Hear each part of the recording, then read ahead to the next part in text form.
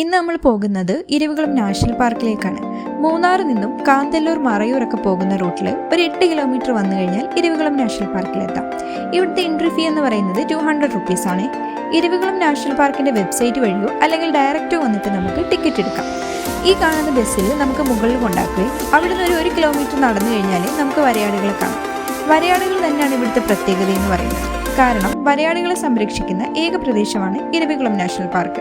കേരളത്തിന്റെ ഏറ്റവും ഉയരം കൂടിയ നാഷണൽ പാർക്ക് എന്നൊരു പ്രത്യേകത കൂടി ഇരവികുളം നാഷണൽ പാർക്കിനുണ്ട്.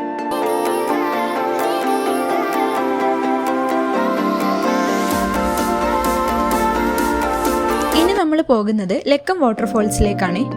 ഇരവികുളത്ത് നിന്ന് മറയൂർ പോകുന്ന വഴിക്ക് ലെഫ്റ്റ് സൈഡിൽ കാണുന്ന ഇതാണ് ലക്കം വാട്ടർഫോൾസ്. മൂന്നാർ വരുമ്പോൾ നിങ്ങൾ ഈ സ്പോട്ട് ഒരിക്കലും മിസ് ചെയ്യരുത്.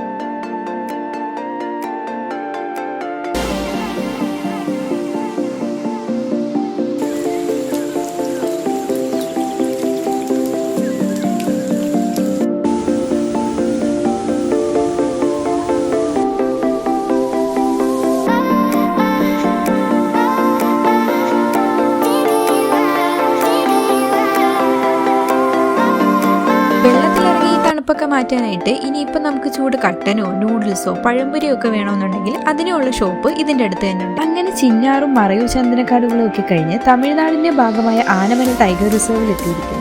ഇനി ഇവിടുന്ന് പൊള്ളാച്ചി വഴി പാലക്കാട്. അങ്ങനെ നമ്മൾ പാലക്കാട് ടൗൺ എത്തി. ഇവിടെ എത്തി നൈറ്റ് ഫുഡ് കഴിക്കാനായിട്ട് ഈ റെസ്റ്റോറൻറ്റിലാണ് കയറിയത്. മാങ്ങയിട്ട ഫിഷ് കറിയും പാലപ്പവും ചെമ്മീൻ റോസ്റ്റും അതുപോലെ തന്നെ ബട്ടർ നാനും പൊറോട്ടയും പറഞ്ഞിട്ടുണ്ടായിരുന്നു. കൂട്ടത്തിൽ പിന്നെ ഒരു അൽഫാമിൻ്റെ ഒരു പ്ലാറ്ററും കൂടെ പറഞ്ഞു. ലാസ്റ്റ് ഒരു ഫലൂദയും കൂടെ കഴിച്ചു. നമ്മുടെ മൂന്നാർ ട്രിപ്പ് ഇവിടെ അവസാനിപ്പിച്ചു.